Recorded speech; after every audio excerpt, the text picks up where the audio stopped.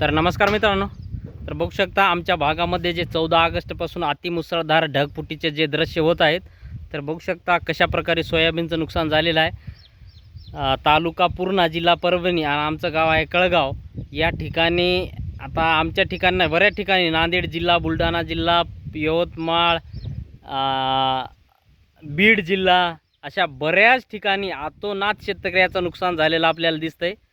तर बघू शकता आमच्या भागामध्ये सुद्धा दररोज 5 दिवस झालं अतिमुसळधार आणि ढगफुटीचं दृश्य होत आहे. त्याप्रमाणे बऱ्याच शेतकऱ्याचं आमच्याकडे नुकसान झालेलं आहे. बरंच म्हणजे 100% आमचं सोयाबीन गेलेलंच आहे.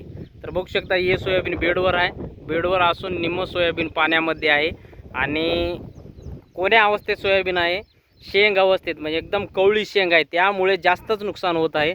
हे जर पाऊस शेंग भरल्याच्या नंतर आला असता तर थोडंफार काहीतरी आपल्याला सोयाबीन झालं असतं, परंतु आता यामधून आपल्याला एकही क्विंटल सोयाबीन होणार नाही. तर बघू शकता यासुद्धा भागामध्ये संपूर्ण सोयाबीन पिवळं पडून 5 दिवसामध्ये संपूर्ण सोयाबीन पाण्याखाली गेलेलं होतं. तर ज्या दिवशी पाऊस ढगफुटी झालं तो सुद्धा आपण व्हिडिओ टाकलेला आहे.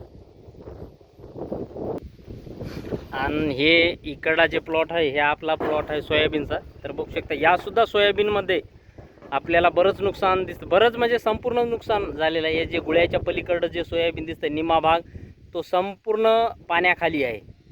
वरून आपल्याला हे अंतर मिटल्यामुळं वरले हिरवे पानं दिसल्यामुळे ते बरं दिसत आहे, परंतु संपूर्ण सोयाबीन निम्म्याच्या वरी पाण्यामध्ये आहे.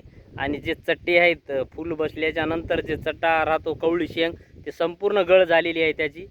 आणि जे आपण सोयाबीनला सुरुवातीपासून मेहनत केली ती संपूर्ण यावर्षी आपली मेहनत निसर्गामुळे वाया गेलेली आहे.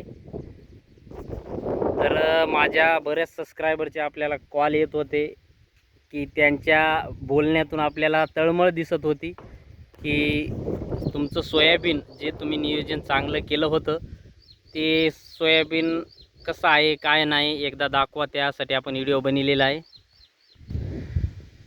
तर आणि बऱ्याच शेतकऱ्याचे कॉल अशाविषयी सुद्धा येत होते की आता काय करायचं. तर काय करायचं नाही, जे आत्ता निसर्गापुढे कोणीच गेलेलं नाही आणि निसर्गामुळे जे नुकसान होतं आहे ते आपल्या हातात सुद्धा नाही, आपण काहीच करू शकत नाहीत.